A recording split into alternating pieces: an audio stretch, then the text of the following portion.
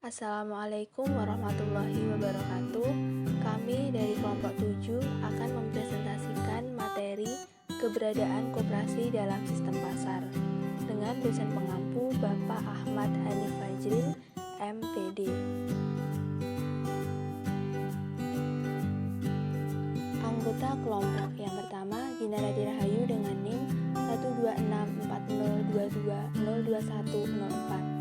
Yang kedua Ira Riani Rizwana dengan NIM 1264022021111. Yang ketiga M. Fakruzaman dengan NIM 1264022022125. Yang keempat Nadila Muhibatul dengan NIM 1264022022131. Materi yang pertama adalah kekuatan dan kelemahan koperasi dalam sistem pasar. Sebagai bagian dari sistem pasar secara keseluruhan, koperasi akan bersaing dengan perusahaan-perusahaan lain yang bukan koperasi. Koperasi harus mampu menggunakan kekuatan-kekuatan yang dimiliki, mampu mencari peluang yang dapat meningkatkan pertumbuhan, memanfaatkan kesempatan-kesempatan yang ada, dan memperbaiki kelemahan-kelemahan yang ada dalam tubuh koperasi. Sebagai organisasi yang dimiliki oleh para anggota, koperasi sangat mungkin memanfaatkan kekuatannya yang berhubungan dengan economies of scale bargaining position di pasar sebagai akibat bersatunya para produsen dalam koperasi, kemampuan dalam menghadapi ketidakpastian uncertainty. Kemudian pemanfaatan interlinkage market and transaction cost sebagai akibat self-control and staff management. Kemudian, sebagai bagian dari sistem pasar secara keseluruhan, koperasi akan bersaing dengan perusahaan-perusahaan lain yang bukan koperasi. Koperasi harus mampu menggunakan kekuatan-kekuatan yang dimiliki, mampu mencari peluang yang dapat meningkatkan pertumbuhan, memanfaatkan kesempatan-kesempatan yang ada, dan memperbaiki kelemahan-kelemahan yang ada dalam tubuh koperasi. Prinsip keanggotaan bersifat terbuka dan sukarela akan melemahkan struktur permodalan dalam jangka panjang. Prinsip kontrol secara demokratis menyebabkan anggota yang memiliki modal besar akan keluar pada perusahaan lain di mana pemilik modal terbesar akan memiliki kontrol terbesar pula. Prinsip pembagian sisa hasil usaha berdasarkan jasa anggota akan mengurangi pemilik modal memasuki koperasi. Dan prinsip bunga yang terbatas atas modal akan mengurangi kegiatan anggota untuk menabung pada koperasi. Secara keseluruhan, kelemahan-kelemahan koperasi dalam struktural permodalan bahwa koperasi tidak cocok untuk bidang usaha yang membutuhkan dana besar. Tetapi di sisi lain, koperasi bisa untuk usaha-usaha kecil. Kelemahan dalam hal modal ini bukan masalah yang besar jika para anggotanya dapat secara bersama-sama meningkatkan pertumbuhan koperasi, bukan mementingkan kebutuhan pribadi atau kelompok. Untuk pembahasan yang kedua yaitu koperasi dalam rantai tata niaga. Pada dasarnya ada 3 pelaku dalam sistem ekonomi pasar yaitu produsen, konsumen, dan perantara atau pedagang. Pengertian produsen di sini harus dipahami secara khusus. Produsen adalah orang atau badan yang menghasilkan produk tertentu. Produk tersebut bisa berupa produk akhir yang langsung dikonsumsi, bisa pula produk antara yang digunakan untuk proses produksi berikutnya. Jadi rumah tangga konsumen yang menghasilkan input bisa dipandang sebagai produsen. Demikian pula rumah tangga konsumen yang menghasilkan barang-barang untuk dikonsumsi dikatakan sebagai produsen. Koperasi dapat mengadakan integrasi vertikal ke hulu atau ke hilir dengan membentuk koperasi primer, sekunder atau tersier di sepanjang jalur tata niaga suatu produk. Strategi ini dapat diterapkan di Indonesia. Menurut Imas Wandi 1985, integrasi vertikal yang ada di Indonesia hanya dikenal 3 bentuk. 1. Bentuk federasi, yang kedua bentuk pemusatan, yang ketiga bentuk campuran. Bagi seorang konsumen yang akan membeli barang-barang keperluannya sebenarnya juga mempunyai 3 alternatif, yaitu yang pertama membeli dari produsen secara langsung, yang kedua mengontrak dari pedagang, yang ketiga membeli dari koperasi. Tetapi bila seorang produsen membutuhkan beberapa input untuk keperluan produksinya, alternatif yang harus dipilih akan menjadi 4, yaitu agar ia dapat pertama menyediakan input olehnya sendiri, kedua membeli input dari produsen input, yang ketiga mengontrak dengan pedagang input, yang keempat berdagang dengan sebuah koperasi. Konsumen dapat bekerja sama dalam mendirikan koperasi konsumen dan dengan itu langsung bersaing dengan pengecer lainnya. Para pengecer dapat mendirikan koperasi yang kegiatannya berupa pembeli dari pedagang besar atau bahkan kontrak langsung dengan produsen. Maka dengan cara itu sangat mungkin bahwa koperasi di setiap tingkat rantai tata niaga akan bersaing satu dengan yang lain. Koperasi konsumen bersaing satu dengan yang lain. Yang kedua, koperasi konsumen dapat juga konflik dengan tingkat yang lebih rendah, baik wholesaler maupun produsen. Yang ketiga, pada tingkat wholesaler atau pedagang besar, koperasi dengan keanggotaan dan interest yang berbeda bisa bersaing dengan koperasi yang dimiliki oleh para pengecer atau tingkat yang sama dari rantai tata niaga.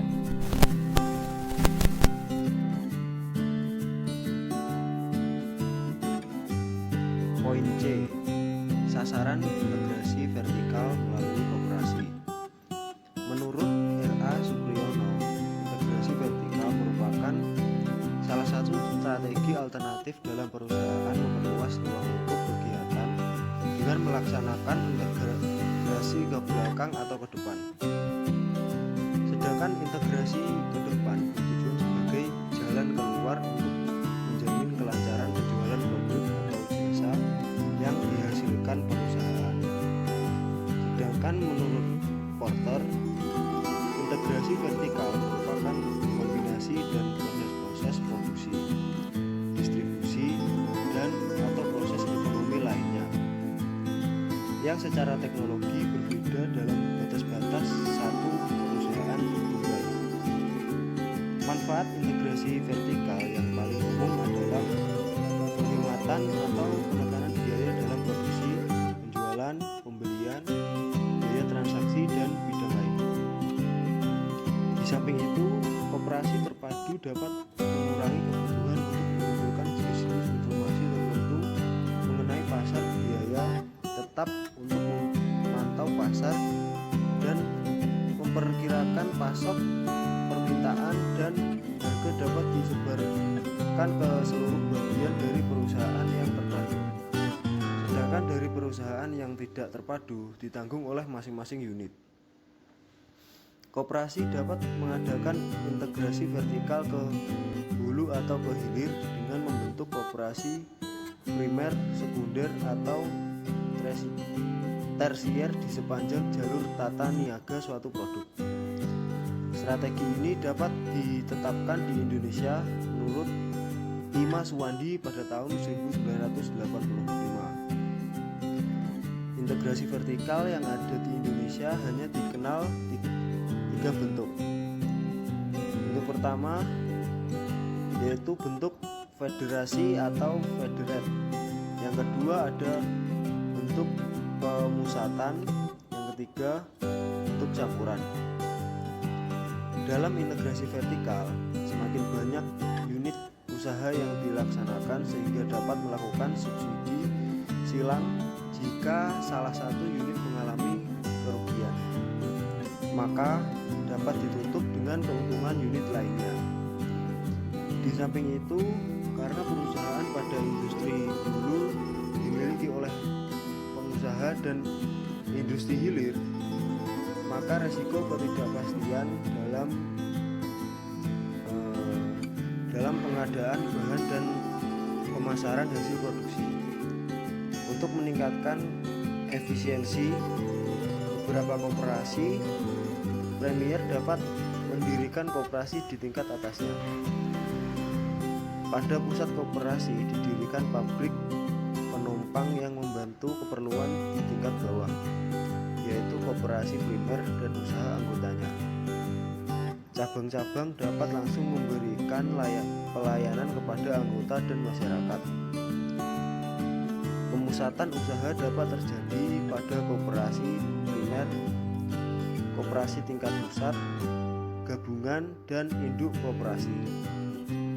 Anggota tidak langsung dilayani oleh koperasi, tetapi dilayani oleh cabang atau tempat khusus untuk itu.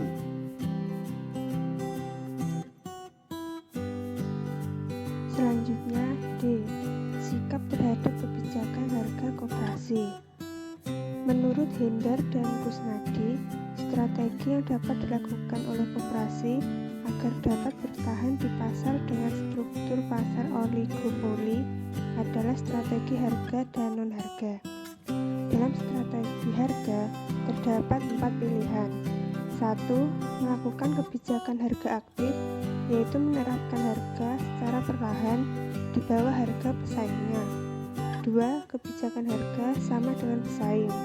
3. Kebijakan harga pasif, yaitu mengikuti pemimpin harga. Dan 4. Kebijakan harga penjara. Kemampuan pesaing oligopolistik untuk menyingkirkan koperasi dengan perang harga sangat tergantung pada beberapa faktor berikut, yaitu A. Perbedaan keuntungan biaya. Jika biaya produksi koperasi lebih rendah dari pesaing, maka koperasi akan dapat bertahan di pasar. B. Posisi likuiditas pesaing. Jika pesaing memiliki dana yang cukup besar untuk melakukan perang harga dengan penetapan harga yang lebih ekstrim atau harga predator, maka koperasi bisa tersingkir dari pasar. C. Keinginan para anggota atau tingkat loyalitas anggota untuk membiayai kerugian yang mungkin timbul sebagai dampak dari kebijakan harga aktif atau perang harga.